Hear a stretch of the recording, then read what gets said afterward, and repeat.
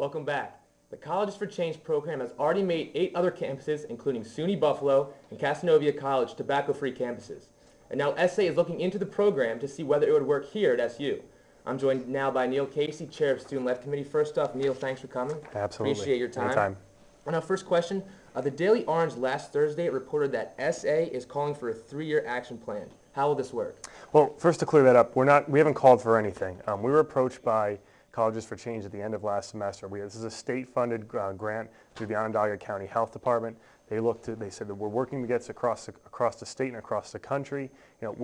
Let's look into this at SU, see what happens. We said absolutely, we'll look into it. Our first and foremost concern was, what do students think about this? How do students feel about it? We didn't want to call for anything right off the bat without really investigating, and that's where the results of this survey really come into play.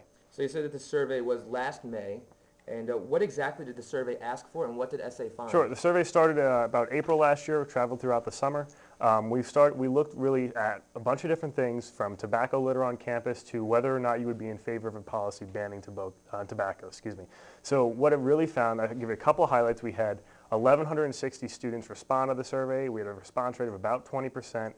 Some key takeaways from it. We had 90% of students have been exposed to secondhand smoke in the last 30 days, and up to 62% of students would actually be in favor of a tobacco-free campus. So we were very encouraged by the results, and we're really looking to see what we can do with it in the future.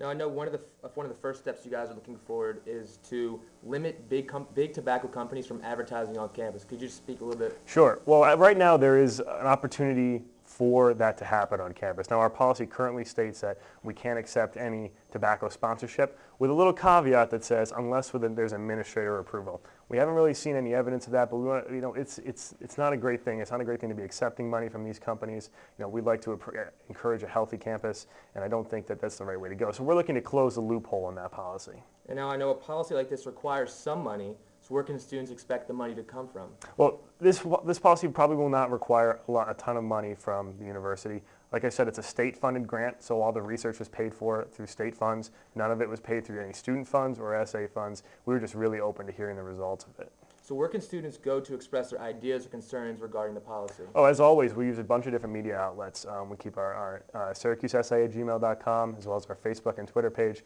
We're always checking those to see what students have to say. This isn't something that we're just looking to drop the ball on. We don't want students to wake up one day and there's no more smoking on campus. We're looking at how this program would play out over time, and whether or not students will have to put in a cessation program, or what do students need. That's obviously our first concern.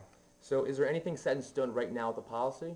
There's nothing set in stone right now. It's just continuing to analyze the survey results, talk to students, talk to administrators, find out where the opportunities are before we actually make any decisions. Thanks so much, Neal. Oh, thank you. Coming up, John Barnhart will rejoin us to answer your questions. We'll be right back.